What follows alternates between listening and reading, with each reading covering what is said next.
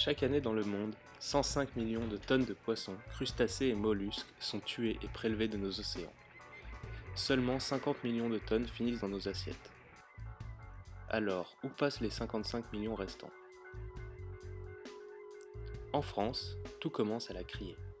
Quand le poisson n'y atteint pas un prix minimum, il est retiré du marché afin de soutenir les cours. Les pêcheurs reçoivent alors une compensation financière, tandis que le poisson invendu est le plus souvent transformé en farine animale, voire détruit, alors même qu'il est parfaitement consommable. Notons tout de même que 80% de la production de la pêche mondiale est consommée par les pays développés. En ce qui nous concerne, la Chambre de commerce et d'industrie de Quimper-Cornouailles a vu passer en 2009, sous ses 7 criées, 51 000 tonnes de produits de la pêche.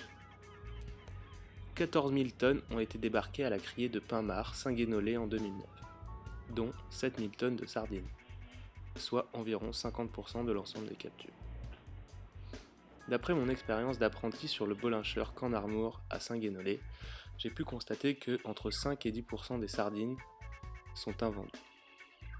Les chiffres exacts ne m'ont pas été communiqués. Ces invendus sont récupérés en priorité par l'association Les Paniers de la Mer. Elle consiste à mettre le poisson invendu décrié à disposition d'associations caritatives telles que le Secours Populaire ou la Fédération Française des Banques Alimentaires. Les Paniers de la Mer récupèrent seulement 170 tonnes d'invendus par an, faute de moyens pour en conserver davantage. À Concarneau, l'usine Biocéval transforme 200 tonnes par jour, soit 57 000 tonnes par an de coproduits de la pêche, têtes, arêtes, peaux et invendus. Les invendus représentent, selon le directeur de l'usine, 3% de son activité, soit 1700 tonnes par an. Aujourd'hui dans le monde, 20 millions de tonnes sont des captures accidentelles ou involontaires et sont immédiatement rejetées en mer. 85 millions de tonnes sont débarquées chaque année dans les pêcheries mondiales. Et 35 millions de tonnes de déchets de filetage et d'invendus partent en farine ou en huile pour l'aquaculture et la nourriture pour animaux.